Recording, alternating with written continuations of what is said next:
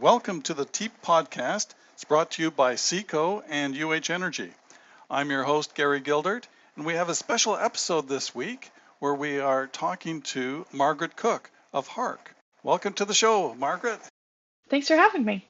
Okay, so you wrote a fascinating article a couple of weeks ago now. It was even featured in the Houston Chronicle. I've read it a couple of times and still a little bit overwhelmed.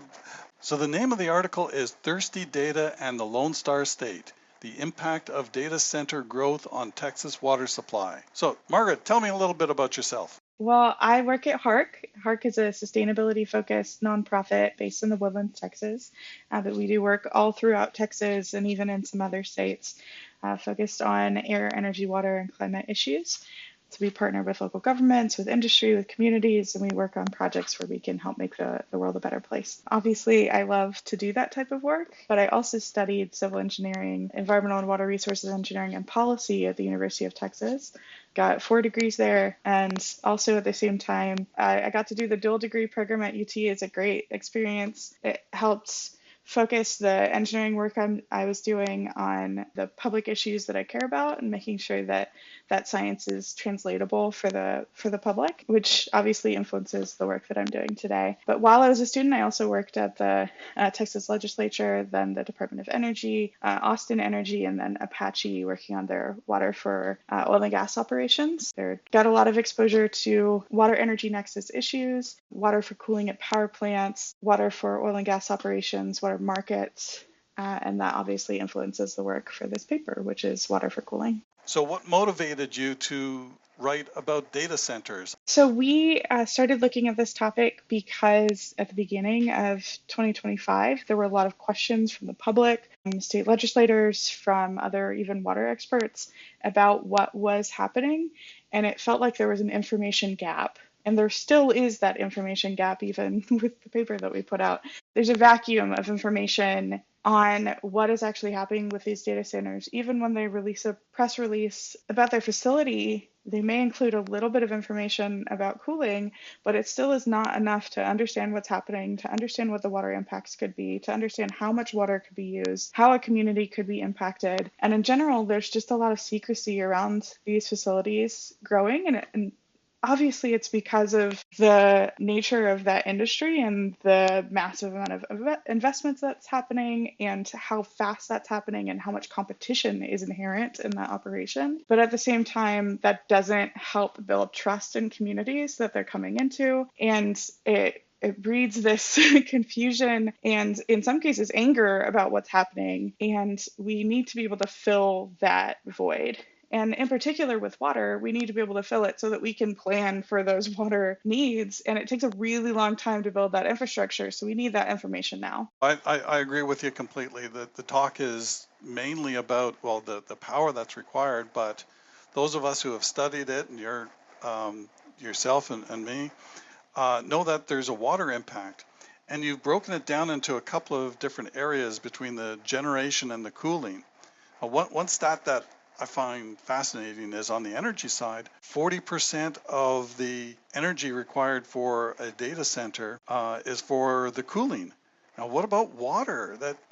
Maybe you can explain a little bit about why data centers need water and where's that impact? A lot of the energy that is consumed at data centers goes into running that computing equipment, which then gives off heat, and it needs to be kept cool for them to be able to work well. I don't know if you've ever had your laptop on your lap and felt it heat up against your skin. Yes. Or had your phone. Most people can relate to that.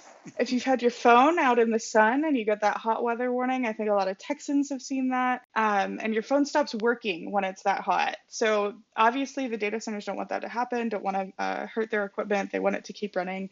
So they need to keep that equipment cool. And in order to keep it cool, there are a few different, there are many different types of cooling technologies.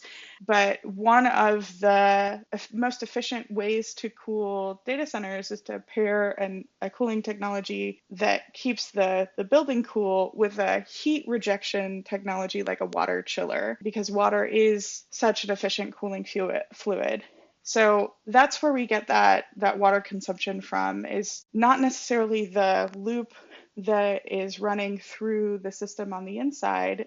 Frequently, it'll be described as a closed loop or some other type of system. It's that heat rejection technology. If it's a water-based technology, we're going to have a lot of evaporation from that system and need to replace that water that was evaporated, and then that's more consumption. And while that water is not out of the water system entirely, if it's evaporated, it is out of the watershed. So it's not able to be used by the local community that is nearby.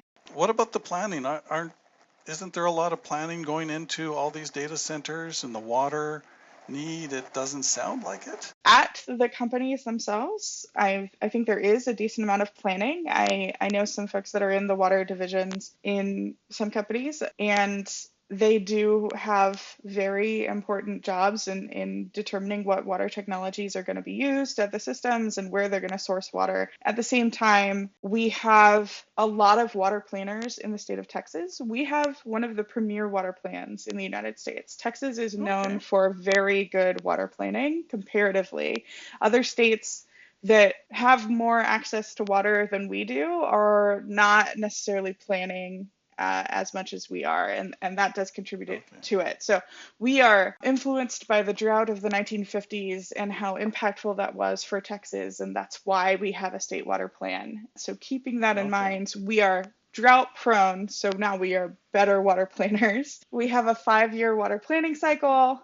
It's built from data that the Texas Water Development Board puts together. They have historical water use surveys. They have population forecasts that they rely on. They provide that data to the regional water planning groups, which are multi-stakeholder groups. Lots of folks from industry, utilities, agriculture, et cetera, the energy sector, coming together to put together the plan for that region using that data. And then the Texas Water Development Board approves those plans and they become the state water plan. So they weave all that together. Our next one will get published for 2027. So the regional water plans have already been put together. And I say all that to say we don't have that data center information, which means it's not in that state water plan. And we also use that state water plan to inform how the water infrastructure funding at the state level is dispersed. It has to be allocated towards something that's a strategy in the state water plan. So if we don't have these new huge water uses in the state water plan, we're not planning for those new users. Then when they come into communities and communities provide that water to them, the water that they're giving them is the water that was planned to provide to community members. And the infrastructure that is needed for providing that water currently and then later that will be needed to provide to their population may or may not be accounted for in those decisions. And what we argue is that it has to be accounted for, or you're going to have much higher rates for community members as they pay for new water supplies in the future. Absolutely. It's sounding great at first, but for the data centers to be not part of the plan yet is a little bit scary. It's I hope that'll come together pretty soon. So from this article and all the fabulous research that you've done on it, was there anything that you saw that you found surprising or you weren't aware of before? Not necessarily surprising. I think we were pleasantly surprised to see the efficiency in water cooling technologies that has improved over time. Like I said, it's gone down by more than half. So significant achievements in the amount of water use per megawatt at data centers. And part of that is due to economies of scale, and part of that is due to technology changes or improvements. So we are seeing that they're taking water seriously in those improvements. At the same time, we'd like them to be more open, more transparent about water use, and then obviously join the water planning process so that we can have collaborative decisions made for our water future. What are your top recommendations based on what we've seen from the industry right now? Number one is please be more transparent. Provide those water demands both for existing facilities and for planned under construction facilities. If they're impending water users, that's also really good information to have in the state water plan, so that we can make sure that there's water available for everybody in that area. We also recommend in the paper that data centers be part of collaborative solutions, investing in water infrastructure so that the new supplies that they need are covered by that investment and not borne by a shared increased water rate in the community, whether that's now or in the Yeah. future. That could be a full investment or a public-private partnership, a shared investment. We also recommend that communities leverage these investments that data centers are making themselves, where they can capitalize a water project that can then be shared by the region. So for example, a brackish water desalination facility, something like that, that could be a benefit to the communities nearby. We recommend alternative water supplies like brackish water or water reuse, or water efficient strategies like using dry cooling or at power plants or at data centers. All of those need to be done with care. There could be negative impacts of each of those things, so those need to be reviewed and evaluated, and those negative impacts need to be mitigated as much as possible for those decisions to be made.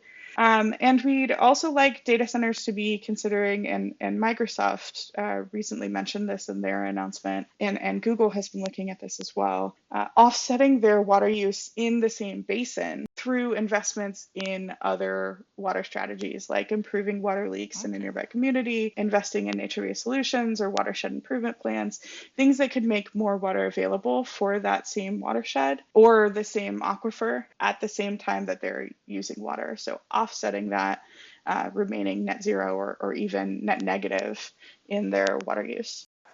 Margaret, it's been a terrific discussion.